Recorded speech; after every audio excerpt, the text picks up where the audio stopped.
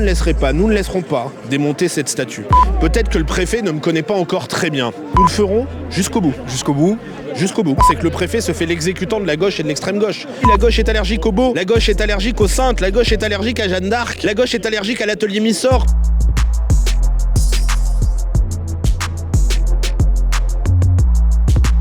Bonjour Monsieur Vardon, vous êtes aujourd'hui à un rassemblement que vous organisez pour sauver justement la statue de Jeanne d'Arc, menacée d'être déboulonnée. Pourquoi c'est important pour vous d'empêcher justement ce déboulonnement ? Et c'est important pour tous les Français. Et d'ailleurs, on le voit, la mobilisation dépasse largement les frontières du pays niçois. Et j'ai reçu, moi, des centaines de messages de toute la France, de gens qui disent « Mais qu'est-ce qui se passe ? Qu'est-ce qui leur prend ?» Et bien sûr, aujourd'hui, nous avons organisé ce rassemblement avec tous les élus de notre groupe, Retrouvez Nice, notre groupe d'opposition municipale, pour dire qu'on ne peut pas toucher à Jeanne d'Arc. Qu'au-delà même des arguties administratives, juridiques, dont je pense qu'on va dire un mot aussi, eh bien au-delà de tout ça, en fait en France on ne démonte pas une statue de Jeanne d'Arc, surtout quand elle est aussi belle en plus. On ne démonte pas une statue de Jeanne d'Arc, certes, mais le tribunal administratif a quand même reconnu qu'elle avait été installée de manière illégale. D'une certaine manière, est-ce que le préfet, lui, peut se substituer à la loi et dire non, je considère que la loi à ce moment-là a été mal faite, et justement faire une action qui serait illégale en ne faisant rien d'une certaine manière ?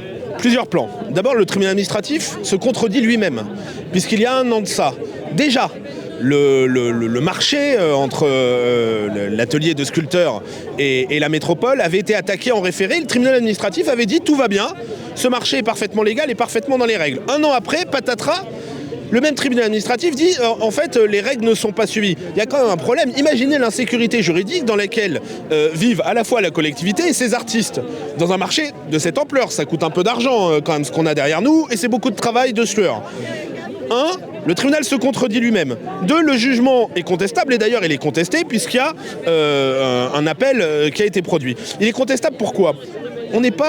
On nous parle de mise en concurrence, etc. C'est sur ce principe que le marché a été cassé par le tribunal administratif. Enfin, pardon, cette statue, elle est derrière nous, tout le monde la voit. On n'est pas dans un marché de restauration collective. On n'est pas dans les poignées de porte d'un lycée. On n'est pas dans une mise en concurrence classique. On est dans l'artistique. La question qui se pose, c'est de savoir est-ce qu'il y a beaucoup d'artistes qui peuvent produire ça ? La réponse est non. Aujourd'hui, des gens capables de produire une telle œuvre monumentale dans ce style figuratif, il n'y en a quasiment aucun, non pas seulement en France, mais même en Europe. Et c'est pour ça que je veux saluer aussi le travail de l'atelier Missor qui se bat pour réhabiliter le beau. Et d'ailleurs, la loi est bien faite. Vous parlez de la loi, mais la loi est très bien faite. La loi le prévoit. Le parti pris artistique est prévu par la loi. On peut s'extraire de ce droit de la concurrence. Et je le dis, cette décision de justice est donc contestable. Elle est contestée. Maintenant, on en vient au préfet. Non, le préfet, dans cette affaire, est très zélé. Il a dit qu'il connaissait bien, c'était chez vous d'ailleurs je crois, qu'il était le seul à connaître Peggy et Jeanne d'Arc. Je veux le rassurer, on est quelques autres quand même. Mais puisqu'il s'intéresse à l'histoire de Jeanne d'Arc, qu'il se méfie, parce qu'aujourd'hui le rôle qui est le sien dans l'épopée de Jeanne d'Arc, c'est celui de l'évêque cochon, celui de l'inquisiteur, du grand ordonnateur du procès, celui qui fait preuve de beaucoup de zèle. Parce qu'il fait preuve de zèle, le jugement du tribunal administratif ne dit pas il faut la démonter, etc. immédiatement. C'est la préfecture qui dit qu'il faut la démonter dans les plus brefs délais. C'est le préfet qui fait preuve de beaucoup de zèle, beaucoup d'autorité, beaucoup d'énergie pour s'en prendre à cette statue. C'est absolument d'ailleurs incompréhensible. Je ne voudrais pas, j'esquisse une idée, je ne voudrais pas que Jeanne d'Arc fasse les frais peut-être de mauvaises relations entre la métropole de Nice et son président et le préfet. Vous pensez que c'est la raison justement qui pousse le préfet à accélérer un petit peu les choses ? Je dis que c'est une hypothèse en tout cas. Et je trouverais ça assez mesquin. Jeanne d'Arc n'a pas mérité ça. Et aujourd'hui, c'est le préfet qui fait preuve de zèle. Pourquoi ne pas attendre ? Pourquoi cet empressement ? On peut attendre d'abord que le jugement du tribunal administratif n'est pas suspensif. Mais n'est pas suspensif. Dans le sens où l'appel ne remet pas en question le premier jugement. Le jugement ne demande pas que la statue soit démontée dans les plus brefs délais. Je dirais qu'il y a là-dedans, vous savez, dans l'application de la loi, il faut toujours faire attention. Il faut avoir un petit peu de jugeote, je dirais. Un petit peu d'essence commune. Et le préfet pourrait attendre. On pourrait attendre que l'action judiciaire soit épuisée, que les jugements définitifs aient été rendus. Ce n'est pas le cas.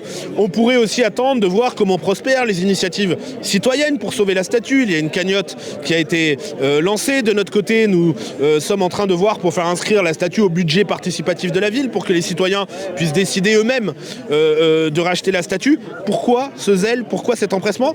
Avec des paroles très menaçantes. Si le marché est cassé, les artistes devront rendre l'argent à la collectivité, mais eux, il va leur manquer 170 000 euros qu'ils ont investis pour le bronze, pour les feuilles d'or, etc. Et donc c'est eux, ceux qui sont les plus en péril aujourd'hui, techniquement, c'est les artistes. Si la préfecture vient ici donc pour déboulonner la statue, concrètement, jusqu'où est-ce que vous seriez prêt à aller pour empêcher qu'elle soit déboulonnée? Écoutez-moi bien.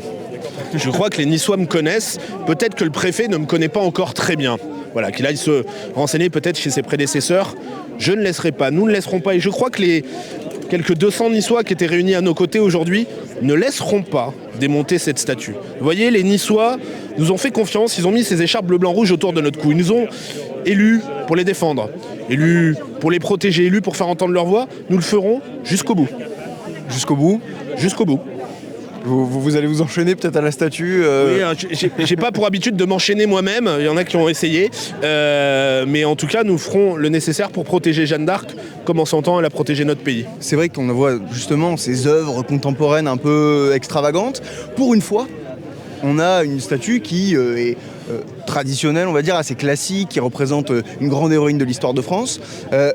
Et pour une fois, encore une fois, c'est la seule statue qui est menacée de boulonner à Nice. Pourquoi, à votre avis, s'acharner sur la statue de Jeanne d'Arc alors que plein d'autres œuvres peuvent poser question, que ce soit juridiquement, artistiquement? C'est vrai qu'on a vu moins de contestations sur le chien Totor, en effet.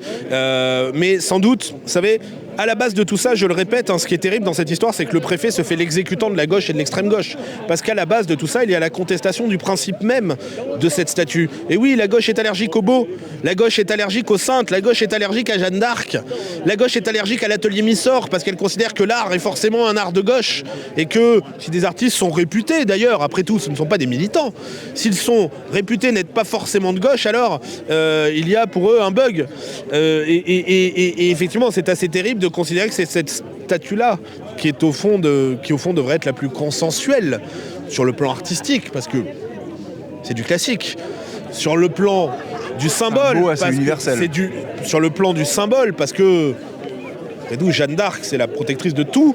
Les Français, eh bien oui, c'est là que, évidemment, la gauche agit, la gauche éructe, encore une fois, allergique aux beaux, allergique aux saintes, allergique à Jeanne d'Arc, allergique à la France, en fait.